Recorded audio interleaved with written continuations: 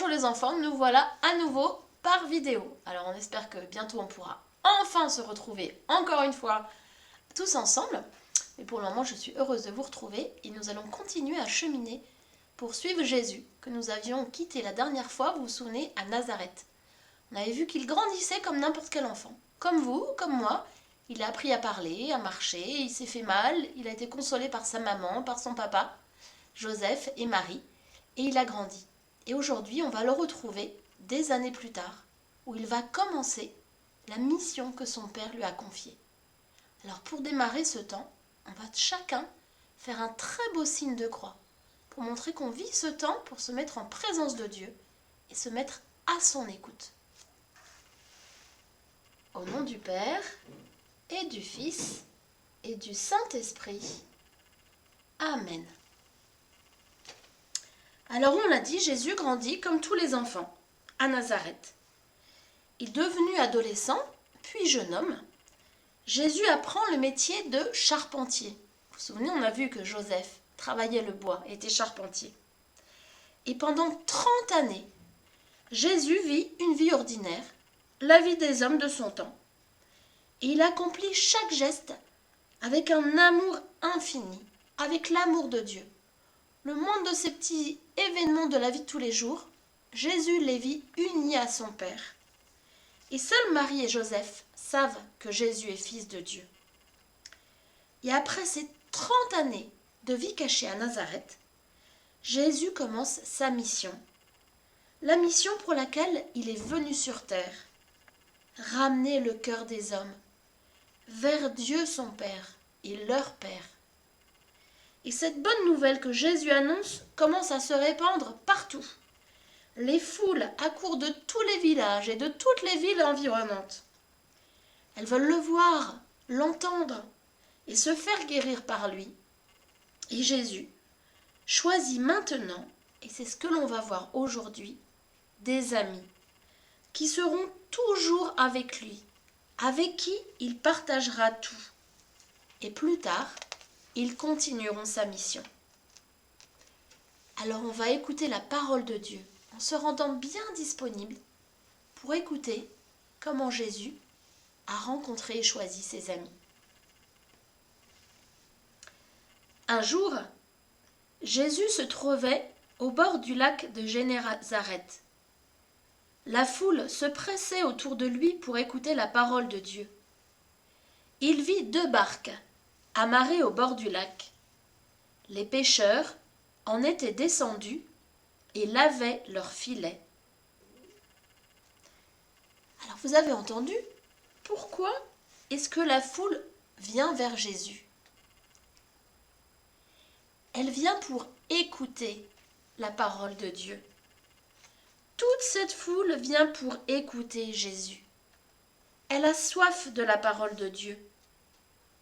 Vous vous souvenez, la première séance de catéchisme cette année, on avait entendu le prophète Ben Sirac qui nous avait donné un conseil qui était « Écoute mon fils ». Parce que pour pouvoir entendre Jésus, la première attitude spirituelle, la première chose à faire, c'est de se mettre à l'écoute. Alors cette foule, elle est étonnée des paroles de Jésus. Et elle comprend que sa parole vient de Dieu, qu'elle est remplie de la puissance de Dieu. Mais est-ce que tout le monde écoute Jésus? Non. Un peu plus loin, sur le bord du lac, des pêcheurs sont en train de laver leurs filets. Ils ont travaillé durement toute la nuit sans rien prendre. Et occupés par le travail, ils ne sont pas auprès de Jésus avec les autres. Mais Jésus, lui, les voit. Il les connaît déjà. Il a prié pour eux. Ce sont eux qu'il a choisis pour être ses amis, pour demeurer avec lui et devenir ses disciples. Alors Jésus s'avance vers eux et demande un service à l'un de ses pêcheurs appelé Simon.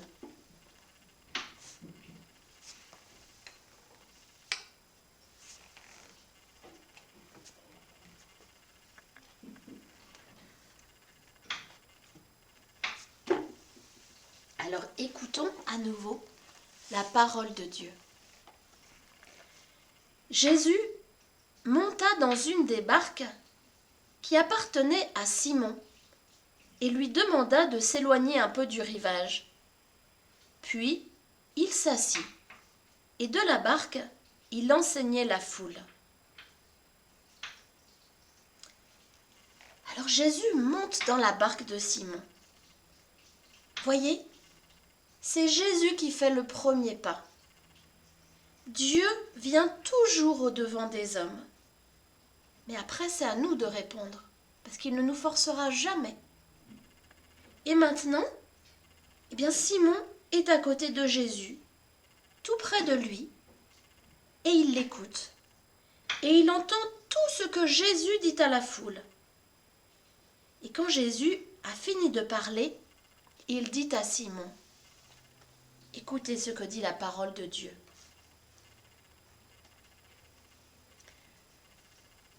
Avance au large et jetez les filets pour prendre du poisson. »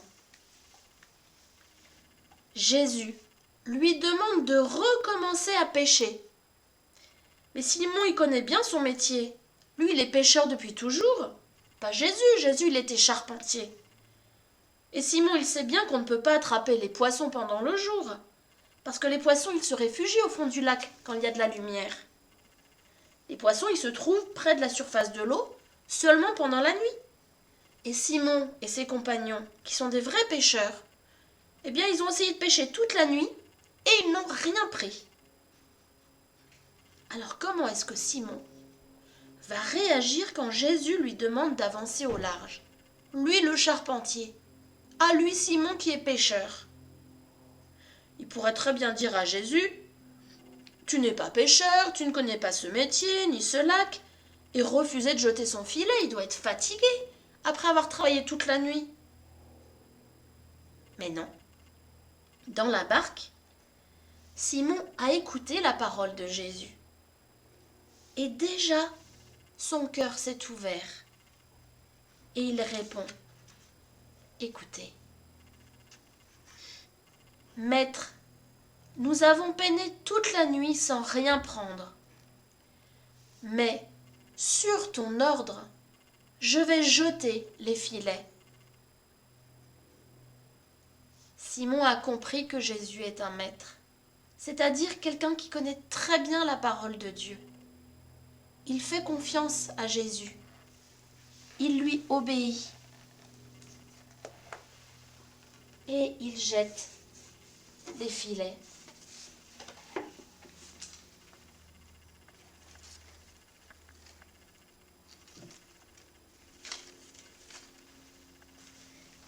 Et la parole de Dieu nous dit, « Ils prirent une telle quantité de poissons que leurs filets se déchiraient.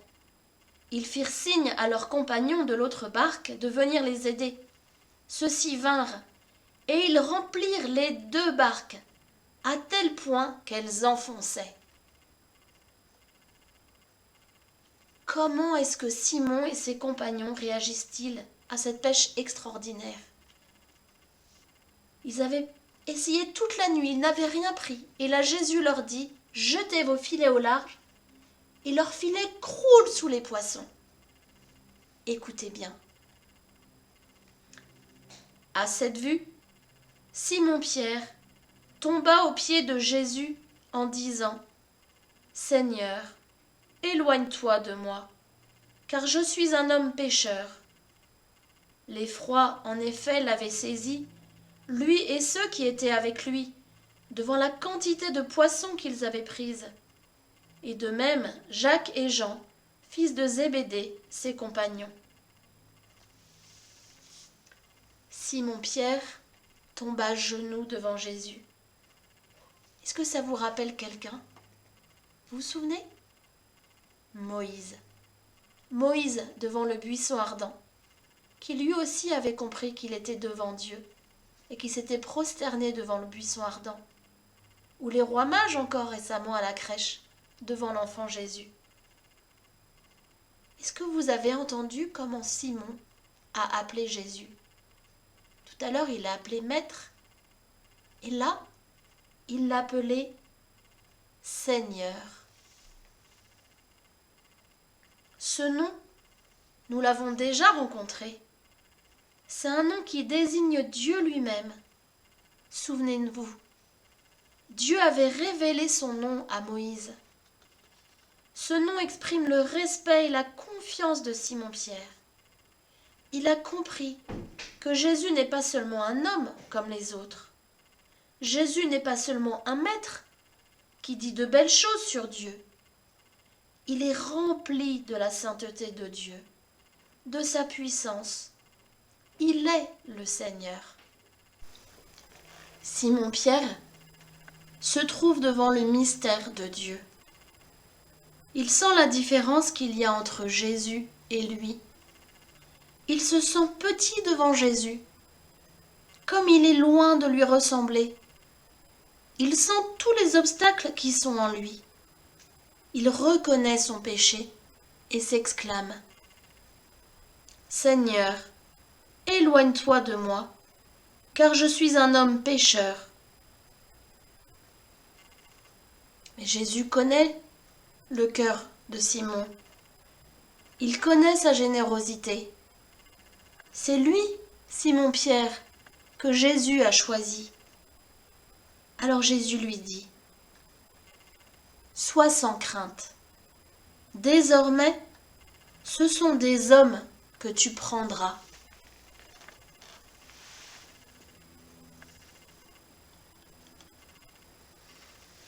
Sois sans crainte. C'est toujours ce que Dieu dit à chacun de nous. Et qu'est-ce que Jésus là veut dire à Simon-Pierre ? Est-ce que vous comprenez ? Comment est-ce que Pierre peut prendre des hommes, à votre avis ? Qu'est-ce que Jésus lui dit ? Bien Jésus, il annonce à Pierre le projet d'amour du Père pour lui, Pierre. Il l'appelle à se mettre à sa suite, comme il l'avait fait avec Moïse. Et là, c'est Jésus qui appelle Pierre.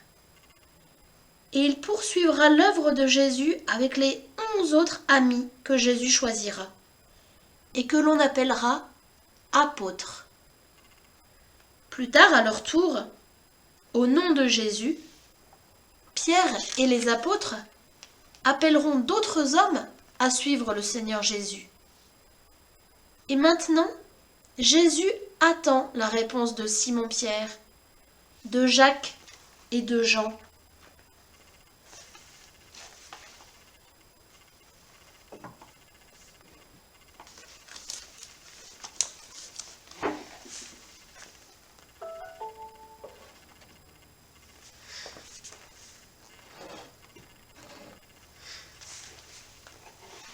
Écoutez ce que nous dit la parole de Dieu. Alors, ils ramenèrent les barques au rivage et laissant tout, ils le suivirent.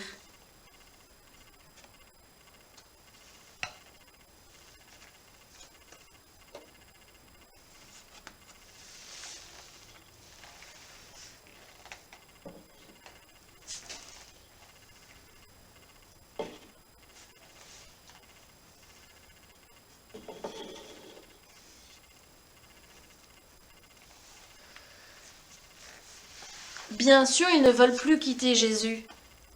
Ils se sentent tellement aimés, tellement heureux. Alors Simon-Pierre, Jacques et Jean lui donnent leur réponse d'amour. Ils se mettent à sa suite. Vous avez entendu ? Laissant tout, ils le suivirent. Alors pour nous aussi, aujourd'hui, eh bien Jésus continue d'appeler. Il continue d'appeler des amis. Et il demande à chacun d'entre nous, à chacun d'entre vous les enfants, à moi, vos parents, vos frères et sœurs, à chacun d'entre nous il dit : veux-tu devenir mon ami ? Veux-tu m'offrir tout l'amour de ton cœur ? Veux-tu marcher à ma suite, tout partager avec moi ? Alors maintenant, ce que je vous propose, avant de nous retrouver, c'est de prendre chacun un petit moment de silence en écoutant le chant que l'on va mettre et chacun dans votre cœur de répondre à cette question que Jésus vous pose aujourd'hui, maintenant. Veux-tu devenir mon ami? Veux-tu me suivre? Veux-tu être un enfant de lumière? Et à chacun d'entre nous, Jésus dit, sois sans crainte.